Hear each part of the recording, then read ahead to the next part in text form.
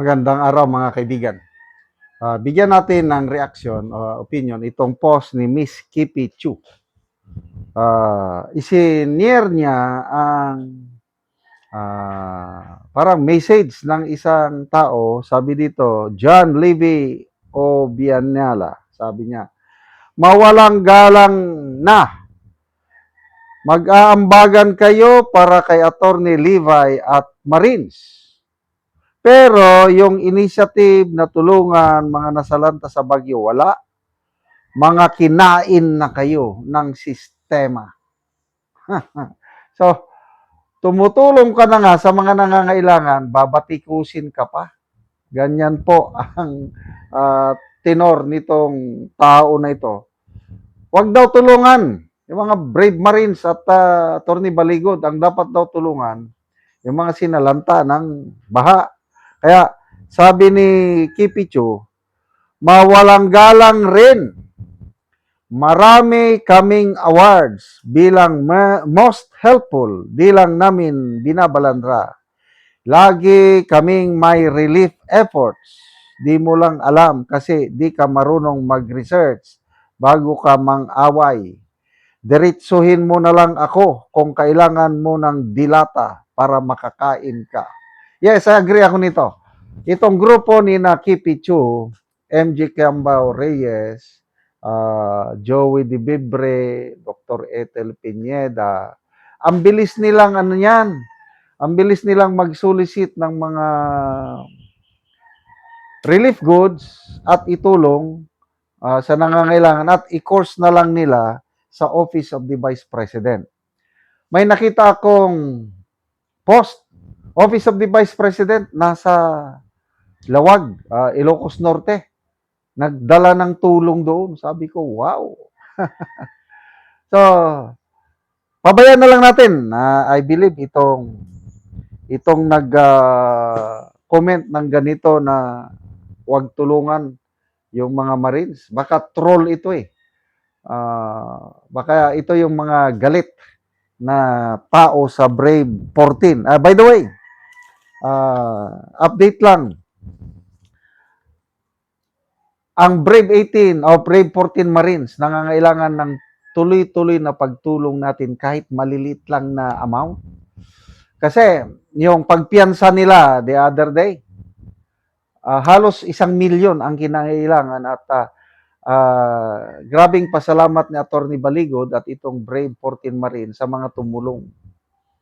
Kaya nakapagpiyansa sila at marami pang kasong marami pang warrant of arrest na lalabas, marami pang piyansa na pangangailangan. Kaya humihingi ako ng tulong sa mga gustong tumulong, voluntary lang. Dito, GCash number nito, 0916-9000-997. Mirna Sibog ang pangalan. 0916-9000-997. Noong una, nakapagpadala na tayo ng 370,000 pesos. Galing sa inyo, nakakatuwa, may nagpapadala ng 5 pesos. Jeez, 15, 20, 50. Wow. Makikita mo talaga yung galing sa puso eh. Yung walang-wala, kailang bahala na.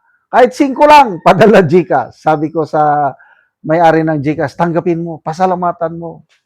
Sa dami na nagpapadala, naiipon. Kaya as of now, meron na tayong 75,000 pesos na naipon na sa GCash. At bukas makalawa, inintay ko makabot ng 100K plus para ipadala natin ulit sa Brave 18 Marines. Okay. So, pabayaan mo na lang yan, yung mga Miss Kipichu. Ang alam ko yan, trolls. May post, I think, sino bang nag-post? Si MJ Kiambao? Meron daw nagpadala, I think, OFW. 30,000 pesos. May nagdala 5,000 pesos.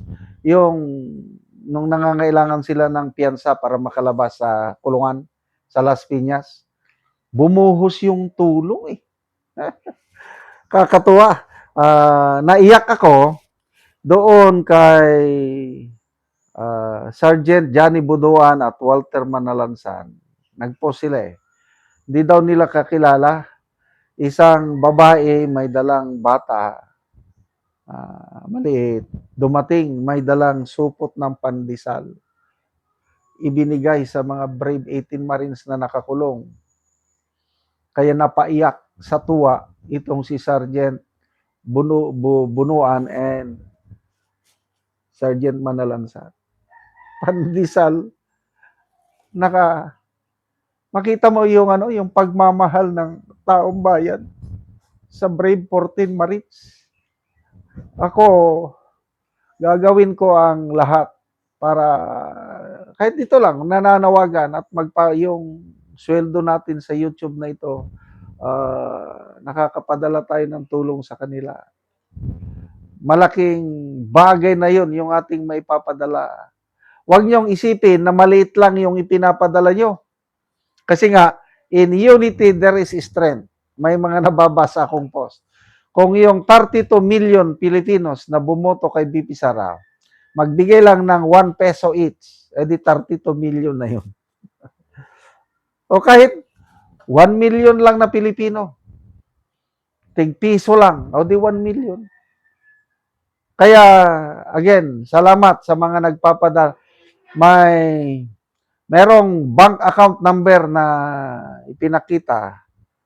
Kailang ayokong ipakita yung bank account number ni Attorney Baligod. Baka mamaya may experience na kasi ako. Hindi pwedeng ilabas ang mga bank account number. May mga gagawing masama. Kaya GCash number lang. Makakaasa ko po kayo. Itong pinapadala nyo, lahat, up to the last centavo, makakarating sa Brave 18 Marines. May contact tayo sa kanila. Nakausap ko ng personal si Attorney Baligod through cellphone.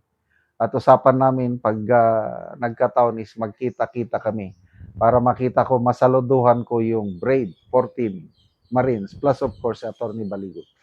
Salamat mga kaibigan sa inyong pagsubaybay sa channel na ito. Nakakatulong kayo ng malaki sa tribong Talanding ng Bukidnon dahil ang sweldo natin sa channel na ito is pantulong sa tribo. Namimigay tayo ng libreng yero at pako para makapagpatayo sila ng mas maayos na tirahan. Panoorin niyo ang video na ito. Una ni ang balay sa tabangan na mo ugero. So napulo sila aning nga puyo, ikaunsi ang mama nga nakigpuyo lang dire sa ilang balay. So muna ni ang itsura sa ilang gipuy-an nga balay sa iyang atop nga yero. So kaulanan na gyud sila.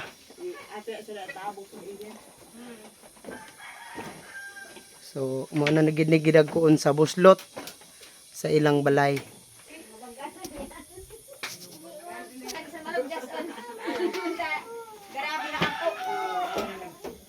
So karon atong bisitahon ang iyang gipatindog nga bag-ong balay nga pag-atupan karon sa tabang siya nga yero.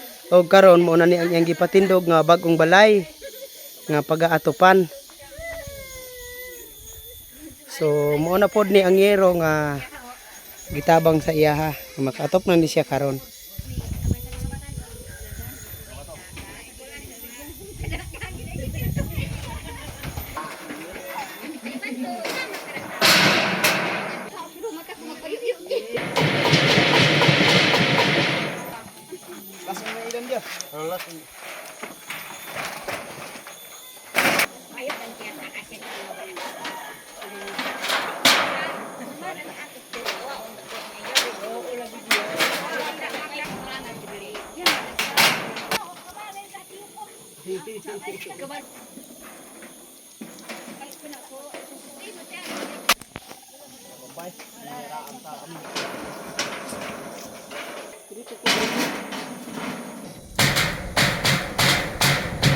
O karon humanagid sa pag-atop ang ginatabang nga yeros, makita nato nga nakaatop na gid sila sa ilang balay nga gipatindog.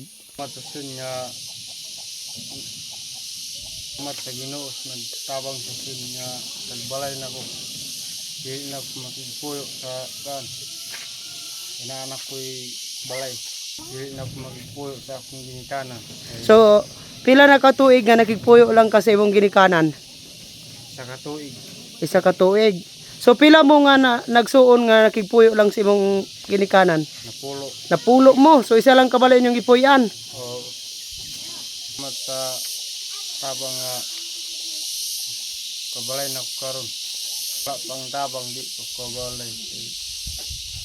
Salamat sa Ginoo nga nagbalay na ko. Salamat kaayo.